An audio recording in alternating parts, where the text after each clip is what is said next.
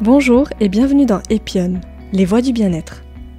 Je m'appelle Amira Garbi et dans ce podcast, je vous fais découvrir des clés et outils pour cheminer vers votre bien-être personnel de manière globale et harmonieuse.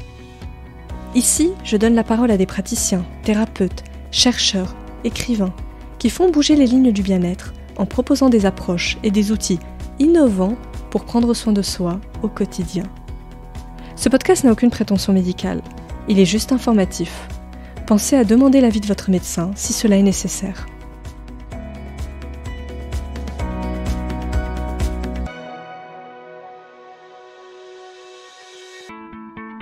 Dans cet épisode, je reçois Geoffroy Brochet, ancien membre de la police nationale.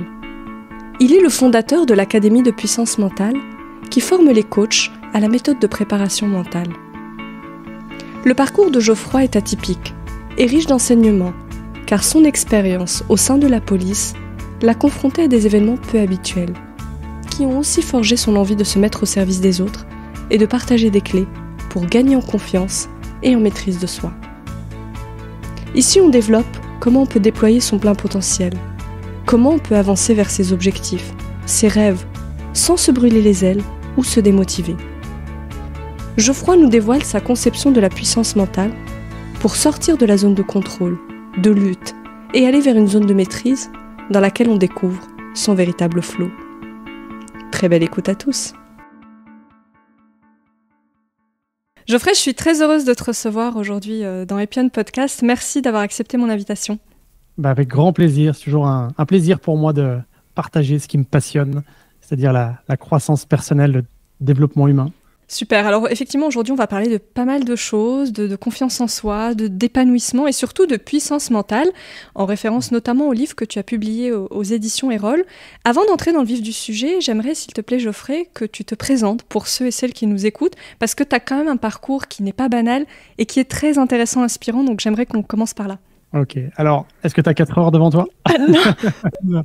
Alors c'est toujours un exercice délicat, tu sais, de se présenter, parce que la question c'est qu'est-ce que je mets en avant de ma personnalité. Mais avant tout, je suis quelqu'un de passionné par tout ce que je peux entreprendre finalement. Dès que je vais dans un sujet, j'y vais forcément avec passion. Ça a toujours été.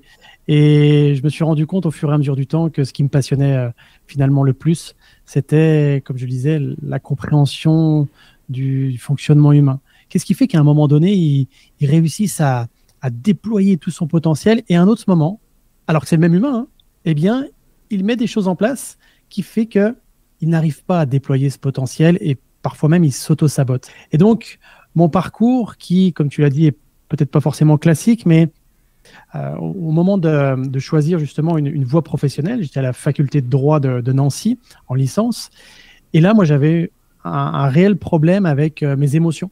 Je tombais dans les pommes à cause de crises d'angoisse. Je me sentais pas bien là où j'étais. J'avais une confiance en moi proche du néant. C'était très très difficile. Et c'est ce qui a finalement, c'est à ce moment-là que j'ai commencé cette quête, tu sais, de trouver des outils pour moi qui soient efficaces pour gérer déjà mon propre stress, ma propre confiance, ma propre capacité à parler en public. Et au fur et à mesure du temps, j'ai acquis cette boîte à outils, on va dire. Et puis, alors que j'avais prévu au départ d'être professeur des écoles, l'idée m'est venue d'aller dans la police, parce que je me suis dit, mais quoi de mieux que le métier de policier pour comprendre l'humain, pour découvrir l'humain, et puis d'être moi aussi face à des situations tellement stressantes, de me challenger en quelque sorte, et surtout de contribuer à un monde meilleur à ma façon. Tu sais, j'avais envie d'avoir cette action personnelle de contribution. Et donc, j'ai été pendant 15 ans dans la police, à peu près 10 ans en unité opérationnelle, donc sur le terrain, à gérer tout ce que tu peux imaginer lorsque les gens appellent la police. Ça va du simple différend familial au braquage, au suicide, à l'accident de la route, à l'interpellation matinale, surtout sur la fin, quand j'étais sur le terrain, interpellation matinale de personnes très dangereuses. On devait conduire devant la justice. Et puis, à un moment donné, j'ai eu ce besoin de quitter cette partie de la police, et je me suis dirigé vers la formation. Et donc là, j'ai été spécialisé en tout ce qui était en maniement des armes, en technique d'intervention, en secourisme, et plus précisément en préparation mentale. Et d'ailleurs, j'ai eu la chance, je dis toujours que j'ai eu la chance parce que, tu sais, c'est un petit peu comme si tout s'alignait finalement. À un moment donné, on me propose un stage qui est de se former auprès des instances militaires à la préparation mentale. Et de fil en aiguille, formation après formation, je suis devenu moniteur en préparation mentale et après instructeur en préparation, donc en préparation mentale. Donc, un instructeur, c'est un formateur de formateurs. Et ce qui était assez intéressant, c'est que j'étais le premier au sein de la police nationale française à être formé par les militaires en préparation mentale. Et par la suite, je me suis rendu compte que ce que je voulais proposer, ça prenait du temps. Tu sais, toutes les institutions, c'est assez compliqué, hein. Pour ceux qui sont dans une institution ou une autre, doivent savoir de quoi je parle. Et là, j'avais envie de m'envoler de mes propres ailes. Et donc, j'ai monté l'Académie de puissance mentale et puis toute l'aventure qui maintenant a débuté concrètement depuis 2018. Donc, et c'est une vraie aventure. C'est quelque chose de passionnant. Magnifique. Qu'est-ce que toi tu retiens justement de ton expérience dans la police? Parce que comme tu l'as dit, tu as été exposé à des événements qui sont difficiles, auxquels on n'est pas tous exposés. Mais qu'est-ce que tu retiens sur justement la gestion du stress et de l'anxiété qui en fait peut nous aider, nous, dans nos quotidiens, tous nos quotidiens en fait? La meilleure clé, ou en tout cas la meilleure chose à faire, c'est d'apprendre à se connaître très finement. Pourquoi je te dis ça? Parce que je pouvais intervenir sur une intervention, le type d'intervention sur lesquelles j'étais déjà intervenu des dizaines et dizaines de fois, sauf que ma capacité de réaction était parfois très différente. En raison de ma fatigue, en raison de mon stress, en raison des événements personnels que j'avais pu vivre, et puis aussi suite à différentes interventions, tu sais, qui avaient cumulé stress, fatigue, etc. Et je me rendais compte qu'en fait, un même type d'intervention, je pouvais réagir d'une façon différente parce que mon niveau émotionnel était différent, ma capacité d'analyse était différente. Et donc, forcément, quand tes émotions, ta capacité d'analyse et de discernement est différente, alors tes actions sont différentes. Donc, ça a été vraiment pour moi quelque chose qui m'a particulièrement intéressé. Tu sais, je vais donner un exemple concret. J'ai été confronté à des dizaines et des dizaines de fois à des personnes décédées. Et puis une fois, pas fait comme un autre, j'avais pourtant... pas quelque chose de pas sanglant et quoi que ce soit, hein, mais à un moment donné, je me suis senti la tête qui tournait, pas bien, tu vois, alors que d'apparence, comme ça, rien ne faisait que j'ai ces émotions, sauf que mon inconscient, lui, il avait peut-être capté une scène, enfin, quelque chose dans l'environnement qui me rappelait quelque chose de personnel. J'avais peut-être un niveau de fatigue élevé, j'avais un niveau de stress cumulé qui était important. Donc tout ça pour dire que finalement, dans la vie, et ça j'ai appris ça, c'est que rien n'est acquis. Par contre, ce qui va être important, c'est d'apprendre à rapidement se réguler. C'est-à-dire que c'est pas grave d'avoir du stress, c'est pas grave de baisser en confiance, c'est pas grave d'avoir peur, mais ce qui peut être problématique, c'est de rester dans ces états qui ne sont pas bons pour nous à court, moyen et long terme. Et puis, tu sais, quand je te dis ça, c'est que finalement, rien n'est acquis, mais c'est ce que j'ai aussi appris de la police, c'est que tout peut basculer en une fraction de seconde. Personne n'est épargné par ça. Quel que soit ton statut social, quelle que soit ta situation personnelle, j'ai vu des gens qui avaient des fortunes incroyables connaître un accident qui était qui leur tombait sur le coin du nez comme ça, d'autres qui n'avaient rien et qui vivaient aussi des malheurs. Et tout ça, tu sais, ça m'a appris finalement à profiter pleinement de ce moment présent. Parce que on le sait tous qu'à un moment donné, on passera de l'autre côté de la porte, a priori, sauf si les gens qui nous écoutent aujourd'hui le découvrent, mais en tout cas, on a tous une espérance de vie qui est déterminée. Et quand tu as conscience de ça, quand tu es confronté à ce genre de situation quotidiennement, moi en tout cas, parce que je vois beaucoup de policiers qui n'avaient pas forcément cette analyse-là, mais moi c'était mon analyse personnelle, je me suis dit, je ne peux pas cumuler les journées sans que ces journées soient exceptionnelles. Alors, évidemment, c'est un objectif. Est-ce qu'il m'arrive parfois de terminer aujourd'hui ma journée en me disant « ça a été une réelle journée de merde ?» Bien sûr. Et c'est normal que les gens ne culpabilisent pas s'ils m'entendent parler en disant oh, « mais moi, je ne considère jamais que ma journée est exceptionnelle. » Mais en fait, la vraie question, c'est comment je peux faire que ma journée mes heures soient exceptionnelles. Exemple, là, je suis avec toi en épisode, je ne suis qu'avec toi, à 100%. Je donne le meilleur de moi-même. Peut-être que certains apprécieront, peut-être que certains n'apprécieront pas, et c'est OK. Mais le principal, c'est de vivre chaque instant du mieux possible. Et ça, c'est la grande leçon que j'ai pu en tirer de ces 15 ans d'expérience, tu vois. Rien n'est acquis réellement. Et les gens qui nous écoutent aujourd'hui, je vous invite comme ça à faire un parallèle à ce que vous vivez peut-être en ce moment et vous poser cette question. Tiens, est-ce que j'ai tendance à vivre ma vie un petit peu comme voilà, de façon automatique, un peu si on était comme dans un train où on voyait le paysage défiler sans avoir trop la main mise dessus? Ou alors est-ce qu'au contraire, j'ai le sentiment de vivre des moments de qualité? Quand je suis avec quelqu'un, je suis 100% avec cette personne. Quand je ne fais rien à 100%. Quand je suis dans mon travail, je suis à 100%. Il y a de fortes chances que la réponse soit non, et c'est pas grave, mais comment je fais pour recalibrer ça et faire en sorte que chaque moment que je vis soit vécu le plus intensément, mais en tout cas d'une façon la plus présente possible. Tu as dit tout à l'heure, c'est un objectif. Justement, qu'est-ce qui fait que, selon toi, certaines personnes se fixent des objectifs et elles vont les atteindre, mais au prix d'un épuisement et d'une fatigue extrême, voire burn-out, que certains vont pas du tout y arriver et que pour d'autres, ça va être beaucoup plus fluide, beaucoup plus facile d'atteindre justement leurs objectifs? Alors déjà, il y a encore une fois la connaissance de soi. Certains vont apprendre, se connaissent bien et savent quand ils vont être au bord du craquage ou pas. Et bon, après, il y en a qui se connaissent très bien et pour autant, ça les empêche pas d'éviter ces craquages tout simplement parce que ils freinent pas tout simplement et ils continuent à accélérer. Tu sais, un petit peu comme si tu avais sur ton tableau de bord des voyants rouges qui continuaient à s'allumer et que tu continues à accélérer. À un moment donné, chacun prend sa responsabilité. Mais par rapport à ta question, la première chose qui fait que certaines personnes atteignent plus facilement les objectifs que d'autres, je me suis posé longtemps cette question-là. Parce que beaucoup de personnes se fixent des objectifs, certains y arrivent facilement, d'autres moins facilement, et certains, même quand c'est difficile, eh bien, tu as le sentiment qu'ils sont allumés, allumés comme des sapins de Noël, et ils avancent de plus en plus.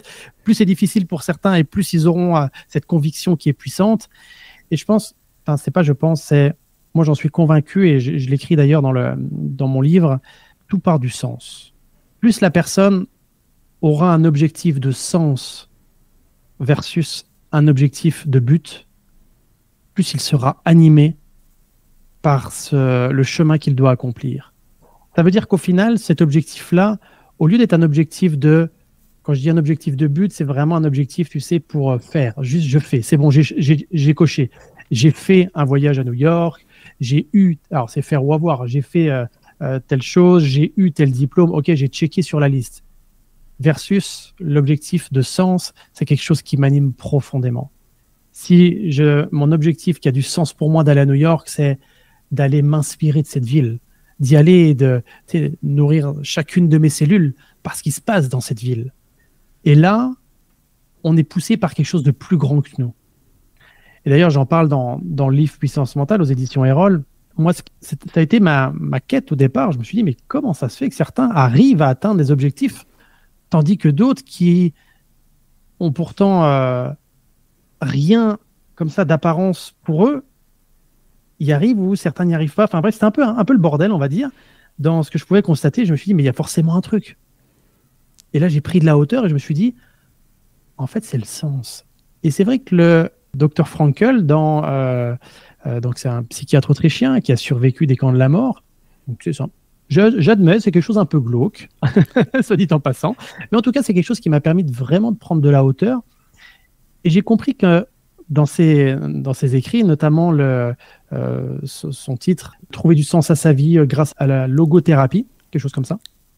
En lisant son livre, à un moment donné, il dit que les personnes qui réussissaient à sortir de ces conditions extrêmes, c'était des personnes qui n'étaient pas forcément les plus costauds, pas forcément les plus grands, les plus gros, ceux qui avaient des réserves ou autres, c'est ceux qui avaient du sens dans leur vie. Et là, pour moi, ça a fait tilt. C'est-à-dire que si tu es en mesure de trouver du sens dans ta vie, quand tu es dans des situations extrêmes comme celle-là, et que ça te permet de sortir de ces conditions extrêmes, autant te dire que dans une condition de vie un peu plus normale, on va dire, si tu réussis à trouver ce sens-là, ça va te permettre d'avancer et surtout de continuer à avancer, quelles que soient les embûches que tu rencontres. Parce que le problème que chez beaucoup de personnes, c'est qu'au départ, ils se fixent un objectif. Il y a cet effet un peu lune de miel. Tu sais, un petit peu comme quand on prend une bonne résolution du nouvel an. Ouais, c'est génial, je vais me mettre à la course à pied, je vais reprendre ma condition physique en main, je vais quitter ce job qui ne me convient plus, voilà, aller dans certaines associations, etc. Et puis, le temps passant, on se rend compte que de plus en plus abandonnent leurs objectifs. Parce que c'est cette lune de miel. Au départ, tout est beau, tout est rose, même dans les relations, c'est pareil. Et puis ensuite, quand on se rend compte que les challenges commencent à arriver, c'est là qu'il va être intéressant de voir à quel point tu es aligné par rapport à ton objectif, à quel point cet objectif a du sens. Quand je dis aligné, c'est pas le tout de dire « Oh, je le sens bien, je sens que ça me fait vibrer ». Ok, être aligné, quand tu es tellement convaincu que ça a du sens pour toi, même si on te dit que ce que tu fais, c'est de la merde, même si on te dit que toi-même, tu es une grosse merde à faire cet objectif-là, tu continues à avancer.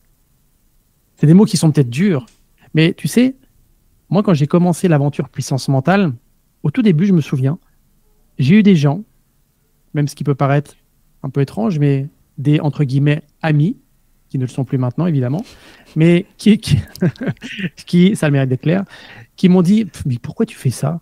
Pourquoi tu te mets en avant sur les réseaux? Mais t'es un gourou, en fait. » Sauf que eux n'avaient pas compris le sens que moi j'apportais à ce que je diffusais sur les réseaux.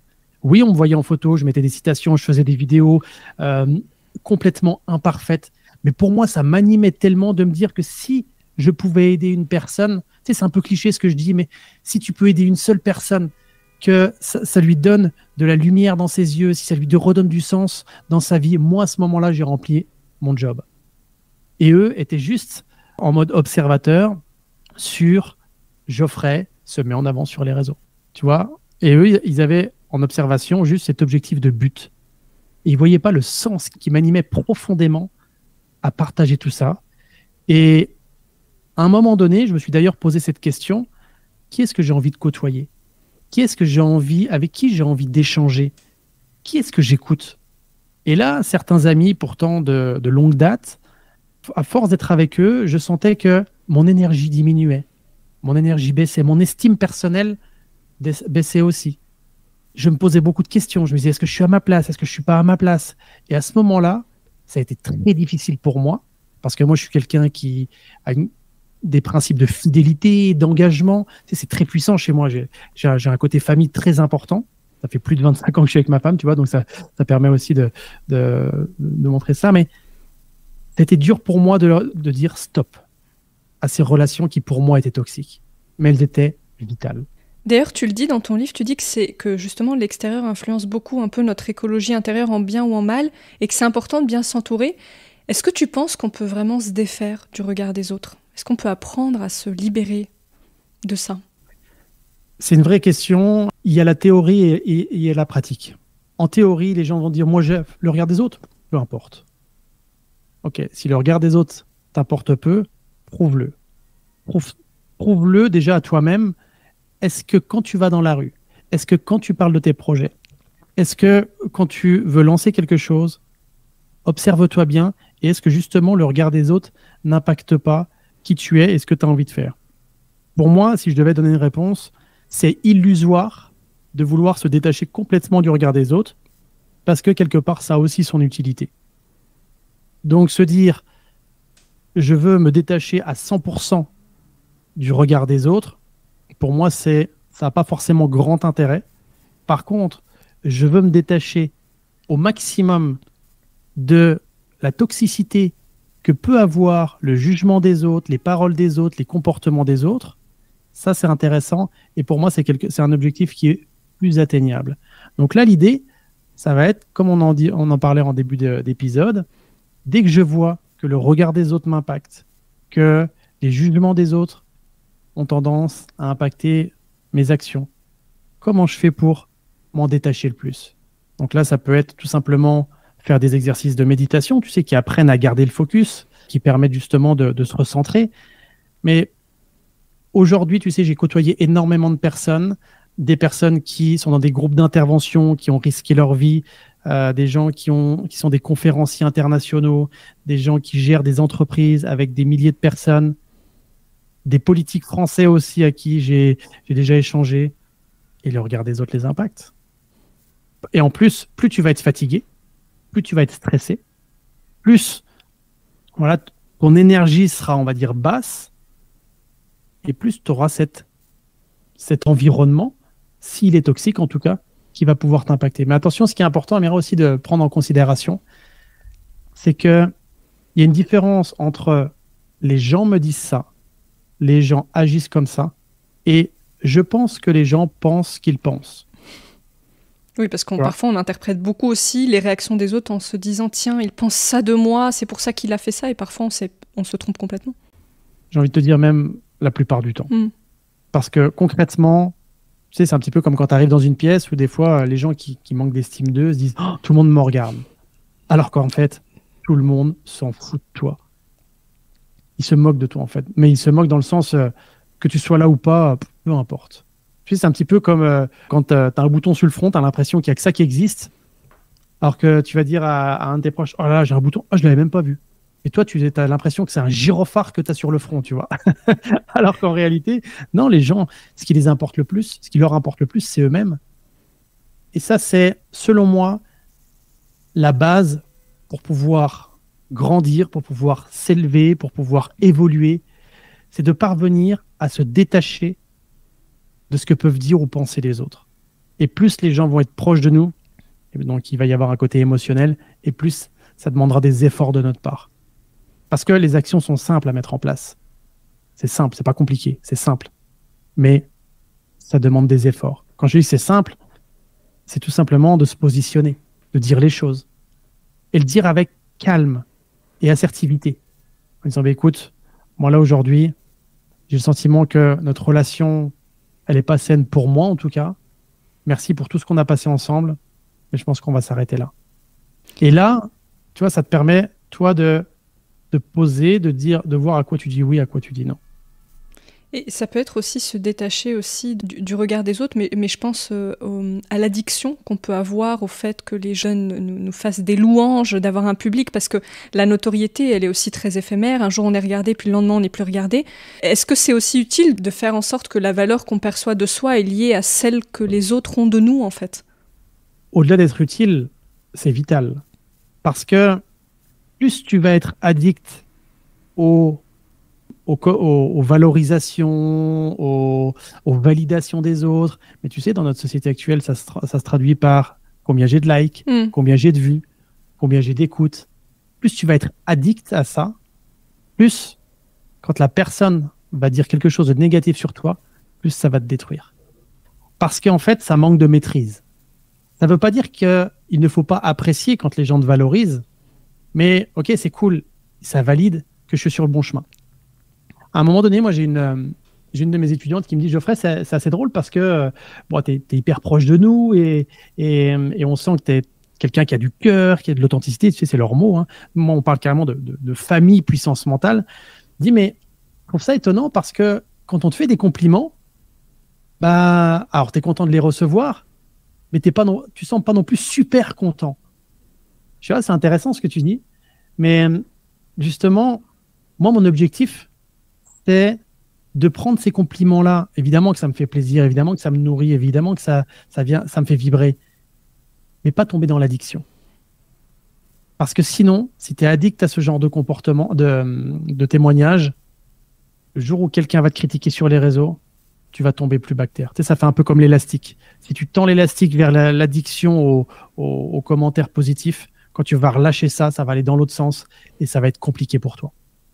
Donc, pour moi, il est fondamental, surtout aujourd'hui, dans la société dans laquelle on vit, d'être très vigilant à la dopamine que nous procurent les réseaux sociaux.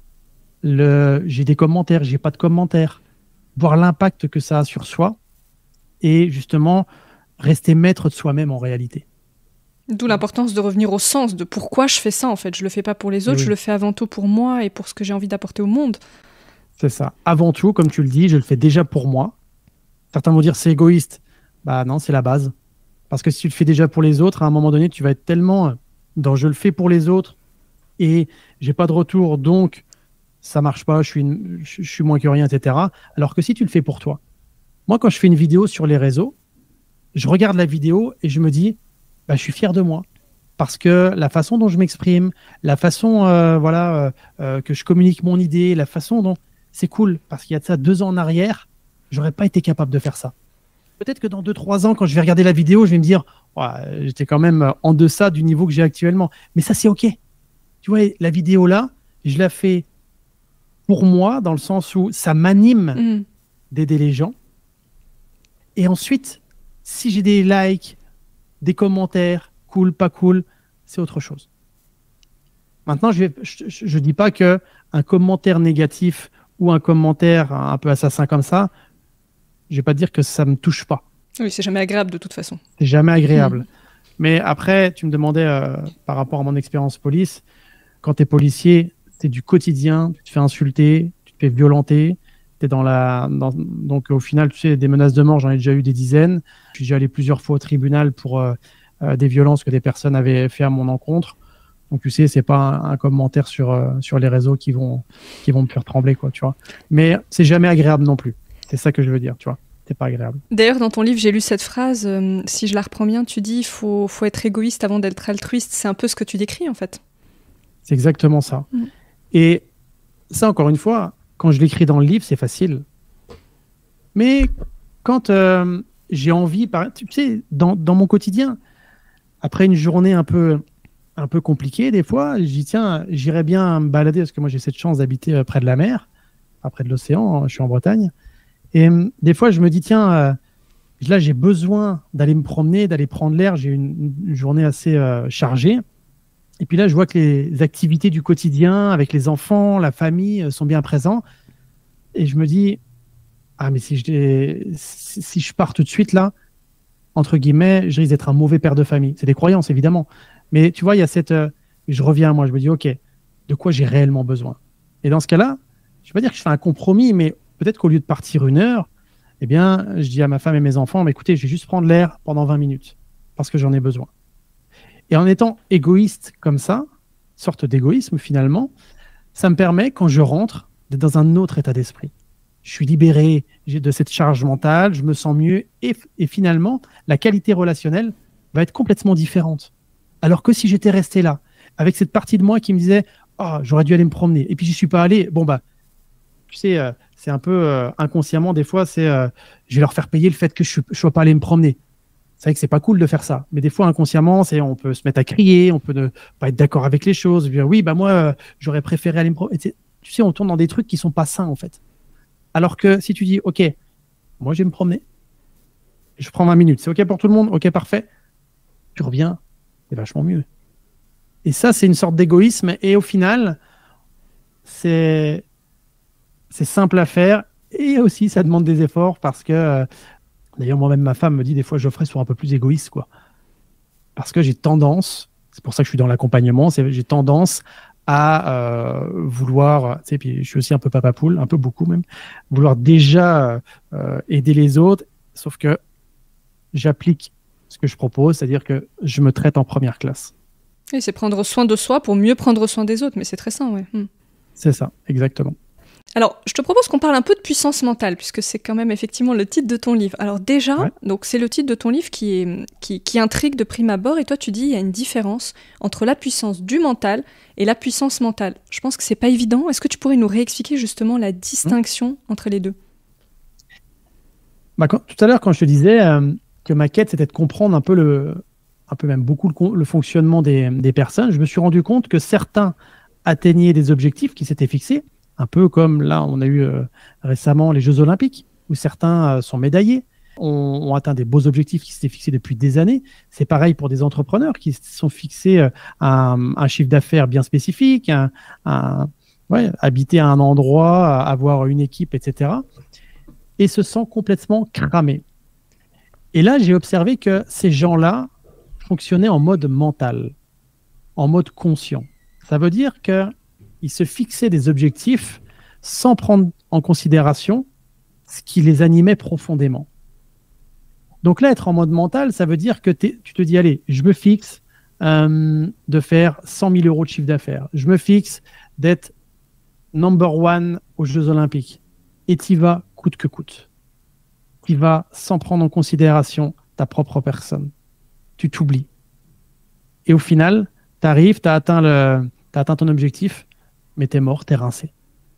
Alors que si tu te connectes à cette puissance intérieure, ce qui fait que finalement, on est connecté à cette puissance mentale, on va déjà voir ce qui nous anime profondément, dans quel état on est aussi. Ça permet une meilleure gestion. Ça permet aussi un alignement parce que combien de personnes j'ai vu aussi se fixer, on parle d'entrepreneurs là, des chiffres d'affaires et autres, mais pour faire un peu comme les autres, pour s'identifier à certaines personnes. Alors qu'en réalité, quand je leur pose la question, ouais, ok, mais tu veux faire un chiffre d'affaires comme ça, mais j'ai une question à te poser. Ce chiffre d'affaires-là, il va te permettre quoi finalement? Il va te permettre d'être qui? C'est quoi le sens que tu as derrière ce chiffre d'affaires? Et parfois, c'est des questions qui font bugger les gens parce qu'ils sont juste en mode mental. Ils ne sont pas connectés à leur puissance intérieure. Tu sais, cette part inconsciente, certains diront, on se connecte à notre âme en fait. Et moi, j'ai vu des gens faire 50 000 euros de chiffre d'affaires, d'être beaucoup plus heureux que certains qui généraient des millions de chiffres d'affaires. Parce que, en générant 50 000 euros de chiffre d'affaires, qui est déjà un très beau chiffre d'affaires, ça leur permettait d'avoir un style de vie qui leur convenait. Ils avaient une maison qui leur convenait, des horaires qui leur convenaient, une qualité de travail qui leur convenait, alors que d'autres qui ont fait des millions de chiffres d'affaires, ils avaient une équipe à gérer, ils avaient des deadlines à respecter, et là, ils s'épuisaient à la tâche. Et là, ils étaient en mode mental, juste en mode mental. Ils se coupaient de leurs émotions, ils se coupaient de leurs ressentis, ils se coupaient de tout ce qui les animait profondément, et ils se sentaient même paumés. Moi, j'ai vu des gens, et ça, c'est une histoire vraie, une personne qui générait plus de 600 000 euros de chiffre d'affaires pleurer devant moi parce qu'elle n'arrivait plus à se payer et qu'elle était en train de travailler pour payer les gens qui travaillaient avec elle. Ça n'a aucun sens. Ça n'a aucun sens. Et donc là, l'idée, c'est où à un moment donné, tu as continué à avancer. Quand je dis en mode mental, c'est un petit peu en mode, tu sais, un peu comme un âne courrait après une carotte, quoi. Ça n'a plus de sens pour toi, mais tu fais parce que tu fais, tu agis, tu vois, tu es un peu aspiré dans une sorte de vortex. Et à quel moment tu as perdu cette connexion à ce qui t'anime profondément? Parce que peut-être qu'au départ, tu t'es dirigé dans cette voie en disant que c'était bon pour toi. Tu allais vivre la vie de tes rêves en réalité. Et donc, de se reconnecter à ce qui est important pour soi, à se reconnecter à ses besoins, c'est aller se connecter à cette puissance intérieure. Je terminerai juste par ça. Moi, cet été, comme je te le disais en off avant qu'on enregistre, c'est toujours un moment où je prends de la hauteur par rapport à ce que je fais, par rapport à mes actions, par rapport à mes projets. Et je me dis, OK, est-ce que ce que je propose là, ça m'anime encore profondément? Est-ce que ce que je propose là, je serais prêt à le faire encore pendant 30 ans? Si la réponse est non, c'est OK, qu'est-ce que je peux améliorer? Qu'est-ce que je peux recalibrer? Qu'est-ce que je peux rajouter, peut-être comme ingrédient subtil? Tu sais, à un moment donné, j'étais parti justement dans cette course à développer mon entreprise, mon académie. Il y avait du monde et tout. J'avais une équipe de superviseurs, de master coach. Wow. Et j'en devenais plus un manager qu'un coach et un formateur. Et j'en perdais mon âme. Je comprenais pas parce que ça fonctionnait bien. On avait plein d'étudiants. La trésorerie était géniale. Tout roulait. Sauf que moi, j'étais rincé et je prenais plus de kiff dans ce que je faisais. Donc, ça, c'est quand ta puissance intérieure est connectée à ton mental, un petit peu comme si ce moteur-là était connecté au mental qui est la tour de contrôle. Quand les deux sont connectés, à ce moment-là, tu es ce qu'on appelle aligné, ça a du sens pour toi et tu deviens inarrêtable, tout en respectant qui tu es, sans perdre ce qui est important pour toi. Quand tu dis en respectant qui tu es, c'est-à-dire effectivement maintenir une forme d'harmonie et de bien-être, parce que là, ce que tu évoques, ne pas se cramer, tout ça, c'est aussi savoir quels sont ses besoins, son bien-être, le temps que j'alloue aussi à ma personne, à ma famille, enfin, respecter une forme d'équilibre qui fait que je vais aussi être épanouie, parce que l'épanouissement, c'est pas juste le sens de pourquoi je fais cette chose, c'est aussi tout ce qu'il y a autour, finalement. Et parfois, on a tendance à l'oublier, c'est-à-dire que le sens, c'est pas juste le sens individuel. C'est ça, c'est-à-dire que l'équilibre, parce que c'est toujours la même personne c'est une systémique, c'est la même personne qui est au centre de tout finalement. La recherche de l'équilibre entre vie pro, vie perso, c'est aussi un idéal. Et l'idée, c'est d'harmoniser du mieux possible. On fait du mieux qu'on peut. Sans culpabiliser, sans se dire je suis un mauvais père, une mauvaise mère, si je suis pas avec mes enfants, si je suis pas avec mon mari, avec ma femme, etc. Et c'est propre à chacun en plus. Et c'est propre à chacun. C'est propre à chacun et c'est propre à chaque relation. C'est-à-dire qu'il y a des relations de couple, les gens ils se voient une fois dans la semaine et c'est OK. D'autres ont besoin de se voir toutes les heures, quoi. Tu vois, donc c'est vraiment propre à chacun et ça répond à ses propres besoins. Donc là, effectivement, ça demande une prise de hauteur par rapport à ce qu'on vit, par rapport à ce qui est important pour nous, dans quelle énergie on est. Et souvent, il y a le facteur kiff qui est important.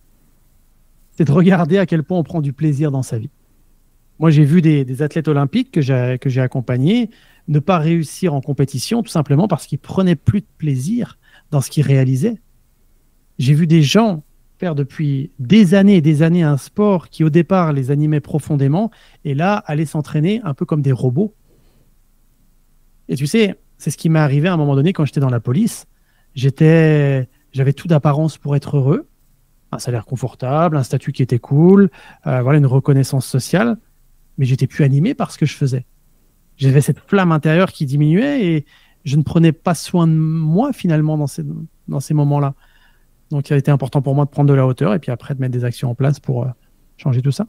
Est-ce que c'est pas savourer aussi le chemin, le présent, ce qu'on est en train de faire et pas tout le temps être dans la projection de l'objectif, de ce qui va nous arriver après, qu'on a tendance à perdre aussi aujourd'hui malheureusement dans nos sociétés. Parce que oui, et c'est important de faire ça et c'est aussi prendre sa responsabilité par rapport à ça parce que comme tu le dis, la société, elle est ce qu'elle est et cette société, elle aurait tendance à nous aspirer vers des choses qui ne sont pas bonnes pour nous j'allais dire à court, mais surtout à moyen et à long terme. Quand moi j'entends des gens dire oui mais j'ai pas le temps de faire une formation, j'ai pas le temps, mais regarde le temps que tu restes à scroller sur les réseaux. Imagine si ce temps-là tu le passais à te former. Mais se former, ça peut être autant faire des formations payantes, mais écouter des podcasts comme tu proposes. Il y a plein de choses gratuites, mais se demander comment je peux élever mes compétences, comment je peux élever mes connaissances.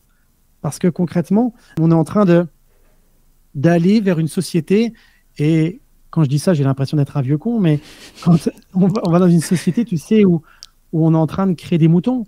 Productiviste un peu.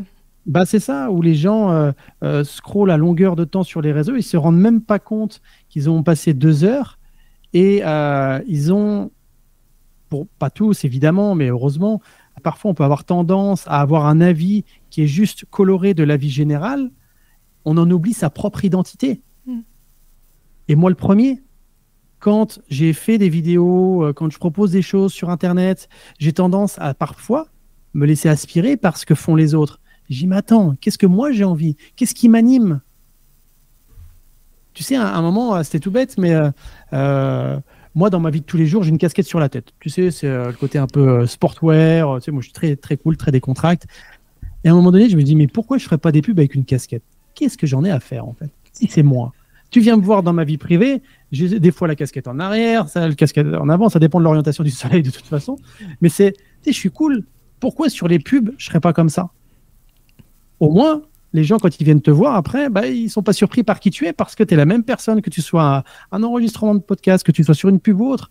Donc, être vigilant à voir justement quand cette société actuelle peut nous aspirer vers des choses qui ne sont pas forcément bonnes pour nous à court, moyen et long terme.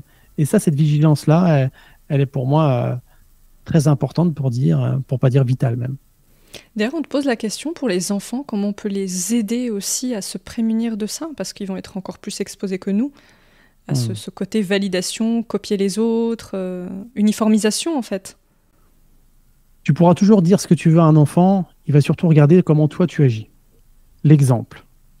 Et quand moi je dis à mes enfants, parce que moi je forme en préparation mentale, mais j'ai le sentiment, et j'en suis convaincu, que mon éducation, je les éduque aussi ma femme et moi évidemment, je ne suis pas tout seul, mais à avoir conscience de ses émotions, voir ce qui se trame quand à un moment donné on agit d'une façon qui n'est pas bonne pour nous. Et donc, au-delà de leur dire, c'est important de faire ça, faire ça, faire ça, déjà démontrer, mais pas leur dire, t'as vu, j'ai fait ça. Non, être la personne que toi, t'aimerais qu'il soit. Exemple, il y a de ça quelques temps, je me dispute avec mon fils et je m'énerve. Tu sais, je suis en colère. Et d'ailleurs, si ça peut déculpabiliser tous les parents qui nous écoutent, trouver un parent qui n'a jamais été en colère, qui n'a jamais été énervé, qui n'a jamais voulu envoyer leurs enfants à 1000 km juste pour avoir au moins 1 heure de calme et de paix. Bref, je referme la parenthèse. Mais à ce moment-là, je dis des choses qui dépassent ma pensée. Et comme beaucoup de parents, après, je regrette ce que j'ai dit et je regrette de m'être emporté comme ça. 2 possibilités. Soit je reste dans cette situation-là en me disant bah, c'est comme ça, c'est moi le père, c'est moi qui ai raison. Ou alors je me dis tiens, quel père j'aurais aimé avoir à ce moment-là. Et là, je me dis ok, je vais voir mon fils et je lui dis écoute, tout à l'heure, il s'est passé ça. Factuellement, tu as fait ça, moi j'ai fait ça. Je me suis énervé et je t'ai dit ça. Et aujourd'hui, je regrette. Donc juste, pour les paroles que j'ai tenues, je tiens à m'excuser. Là, juste si on fait une pause et qu'on prend de la hauteur, c'est facile de dire à un enfant qu'il faut qu'il s'améliore, qu'il écoute ce que disent les autres, que quand il dit des bêtises, enfin, qu'il faut dire la vérité, etc. Mais imagine, en tout cas moi c'est ma perception, mais un enfant qui voit son père être imparfait, à quel point ça va l'autoriser plus tard à aussi être imparfait. Parce que le risque, c'est de vouloir donner une image de soi qui est tellement idéalisée qu'on est en train de créer des enfants qui ont cette fausse image de nous, où ils pensent que la perfection est la norme. Moi, je lui dis, écoute, parfois, je suis un papa qui agit bien, parfois, je me plante, je fais du mieux que je peux, je t'aime énormément, et je te demande juste de me pardonner par rapport à ça. Si tu me pardonnes, c'est cool, si tu me pardonnes pas, tant pis. Mais en tout cas, je saurai que la prochaine fois, je serai vigilant par rapport à ça. Et là, forcément, ça finit par un je t'aime papa et tout ça. Parce que les enfants observent. Et je parle de relations avec les enfants. C'est la même chose avec ton équipe. C'est la même chose avec les gens que tu côtoies. C'est faire preuve de vulnérabilité. C'est aussi démontrer, incarner ce qu'on propose. Et ça, pour moi, c'est très important. Et les enfants de demain, si je termine par ça, mais les enfants de demain, si on peut leur apprendre, tu sais, rien que ce qu'il y a dans le livre, à apprendre à qui l'on est, comment s'entourer de personnes qui nous boostent, qui nous stimulent, comment faire pour se positionner justement face à des gens qui sont entre guillemets nuisibles pour nous, comment on fait pour atteindre des objectifs ambitieux, pour aller au-delà de ce qu'on pourrait croire être possible. Et ça, tu fais des gens qui vont nécessairement vers un épanouissement. Et ça, c'est plutôt chouette. Alors justement, tu as créé une méthode qui s'appelle la méthode MAP, M-A-P. Donc c'est l'acronyme de moi, autres, les autres et parcours. Est-ce que tu peux nous expliquer pourquoi tu l'as créé ? Bah parce qu'en fait, tu sais, moi j'aime bien les choses qui sont simples. Simples et surtout pratico-pratiques. Pendant quelques années comme ça, je lisais beaucoup d'études, les neurosciences et tout, mais je me dis, mais ça saturait mon cerveau. Et je me dis, mais concrètement, sur le terrain, comment on fait ? Donc là, moi, ma quête, c'est aussi de proposer des choses les plus simples possibles, mais qui, appliquées avec excellence, donnent des résultats exceptionnels. Et le concept MAP, donc MAP, ça veut dire carte en anglais, c'était l'idée de prendre de la hauteur par rapport à soi, et puis d'observer sa propre carte. Et là, sa propre carte, c'est le M de MAP, c'est moi. Moi, où est-ce que j'en suis ? Au niveau de mes pensées, de mon focus, de mon énergie, de ce qui m'anime en ce moment profondément. Donc ça, c'est important. Déjà, de regarder son tableau de bord avec le M, moi, où j'en suis là ? Et c'est aussi une question que je pose aux gens qui nous écoutent aujourd'hui. Où est-ce que vous en êtes au niveau de votre énergie, au niveau de vos pensées ? Est-ce que vous avez tendance à être focalisé plus sur ce qui va mal, sur le mauvais temps, ou alors est-ce qu'inversement, vous avez tendance à vous focaliser sur des choses qui sont plutôt cool ? Maintenant, sans être addict au tout va bien, c'est génial et tout ça, mais juste s'observer, d'accord ? Pour après pouvoir recalibrer. Ensuite, le A des autres, c'est l'environnement. Donc là, moi, dans mon environnement, où est-ce que j'en suis vis-à-vis des autres ? Est-ce que j'ai tendance à être critique ? Est-ce que j'ai tendance à avoir des relations qui sont plutôt négatives, qui sont plutôt désagréables, qui sont complexes ? Où est-ce que j'en suis ? Et après, le P de parcours, c'est vraiment où est-ce que j'en suis dans mon parcours de vie ? Tiens, sur cette carte-là? Où est-ce que j'en suis par rapport à hier, par rapport à la semaine dernière, par rapport à un an en arrière? Est-ce que je suis toujours au même point? Est-ce que j'ai avancé? Est-ce que j'avance dans la bonne direction? Est-ce que j'ai atteint les objectifs que je m'étais fixés? Est-ce que je me suis fixé des objectifs, oui ou non?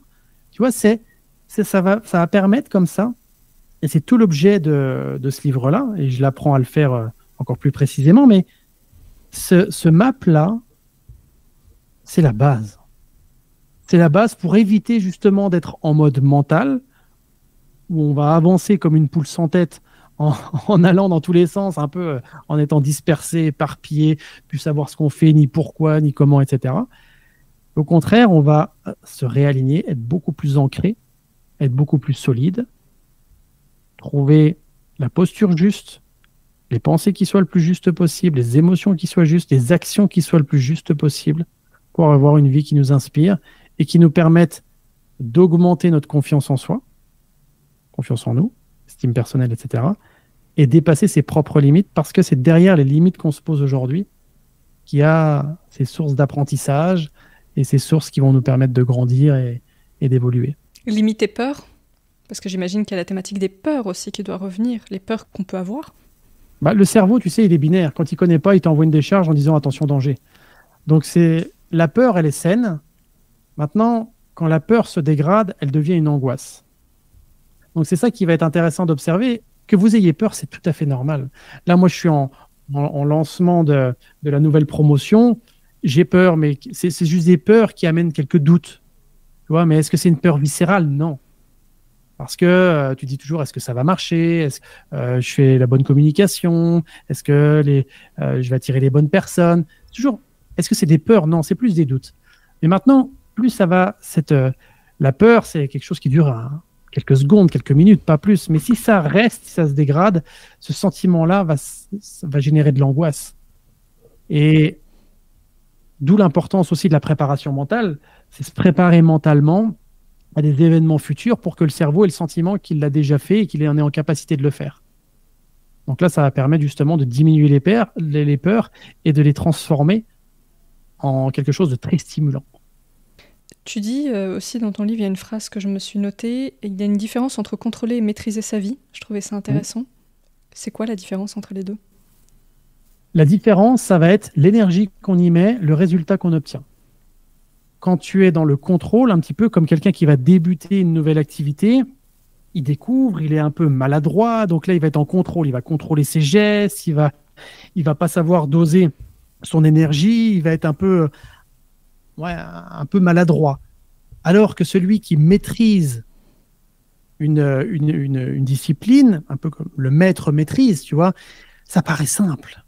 Il n'a pas besoin de dépenser beaucoup d'énergie pour avoir un beau résultat. Et c'est ça qui va être intéressant par rapport à sa vie, c'est quand est-ce qu'on est en mesure de maîtriser sa vie. Et maîtriser sa vie, c'est voir quand elle nous convient, ressentir quand elle ne nous convient pas peut-être, et d'avoir cette responsabilité de remettre des choses en place pour qu'elles nous conviennent mieux et de façon simple. Ou alors est-ce qu'on est dans le contrôle en permanence, où les relations avec les autres sont difficiles? Ah, je lui ai dit non, parce que je voulais vraiment pas. Tu vois, tu dépenses beaucoup d'énergie, il y a des ruminations, tout ça, là, tu es dans le contrôle. Alors que si tu es dans cette maîtrise, tu dis non, avec de l'assertivité, quand tu as besoin de dire non, et c'est OK, on passe à autre chose. Tu vois, donc c'est cette notion de quelle énergie je dépense par rapport au résultat obtenu. Et souvent, quand on est dans le contrôle, on dépense beaucoup d'énergie pour un résultat qui est assez faible, versus quand on est dans la maîtrise, on dépense moins d'énergie pour un résultat qui est beaucoup plus élevé. Et ça passe par l'entraînement. Ça s'apprend. Parce que ça s'apprend. Ça s'apprend, ça s'intègre, et ensuite, on s'exerce. Au début, ça va te paraître difficile, compliqué, ça va te demander beaucoup d'efforts. Et de plus en plus, tu vas arriver vers cette maîtrise, vers cette excellence dans ce que tu proposes. Je prends toujours l'exemple du sport parce que c'est ça. Tu vas voir quelqu'un qui est ceinture blanche en judo, en karaté, en ce que tu veux. Il est maladroit, il fait des choses, mais tu vois qu'il est débutant. Alors que le maître, lui, qui est ceinture noire et tout ça, ça va être beaucoup plus fluide, ça semble facile. Un peu comme quand tu vois des athlètes olympiques, tu te dis mais c'est simple en fait. Moi, j'accompagne un skieur olympique. Tu le vois descendre, même as l'impression que c'est une piste verte. Sauf que quand tu vois la pente, c'est une piste qui descend à 120 km/h, le moindre écart peut être fatal. Là, tu te dis qu'il est en maîtrise de son art, tu vois. Alors que moi, j'irais à sa place, ça serait pas du tout le même résultat et je dépenserais beaucoup plus d'énergie que lui, tu vois. Ça me fait penser à ce concept, tu sais, de flow. Quand on dit on est dans le flow, qu'on fait les choses parce qu'elles font sens et qu'on y passe sans lutte, en fait. Ça me fait penser un peu à ce concept-là aussi. C'est exactement ça. Le flow, l'état de grâce, la zone optimale, moi je l'appelle la zone de maîtrise. C'est dans cette zone où tu maîtrises tes émotions, tes pensées, tes comportements, où tu as le sentiment, d'ailleurs c'est ce que nous disent tous les grands sportifs qui ont été dans cet état de flow. Moi je l'ai été quand je faisais du sport à haut niveau, je l'ai été aussi quand j'ai fait certaines conférences, où tu as le sentiment d'être... C'est facile, toi, avec toi-même, c'est facile avec l'environnement, tu as l'impression que les choses sont fluides, tout roule en réalité. Tu as même une distorsion complète du temps, où le temps, tu as le sentiment qu'il s'arrête. Et ça, c'est passionnant, c'est fascinant. Et c'est tout l'objet de la préparation mentale. Pour pas justement que l'athlète, le dirigeant, l'homme, la femme qui a un événement ou qui, peu importe son quotidien, eh bien, il soit dans cette capacité à retrouver facilement cet état de flow et pas qu'ils disent « aujourd'hui, j'étais pas dedans. Aujourd'hui, non, c'était pas mon jour. » On va tout mettre en œuvre et ça passe par l'entraînement mental, l'entraînement neuro-émotionnel pour que la personne puisse facilement accéder à cette zone de flow. Eh bien, écoute, Geoffrey, je pense que ça fait un super mot de la fin. On arrive au bout de notre échange. Qu'est-ce que tu aimerais dire pour nos auditeurs, auditrices, pour conclure cet échange? Qu'est-ce que tu aimerais qu'ils retiennent de tout ce qu'on s'est dit? Par rapport à tout ce qu'on a dit, finalement,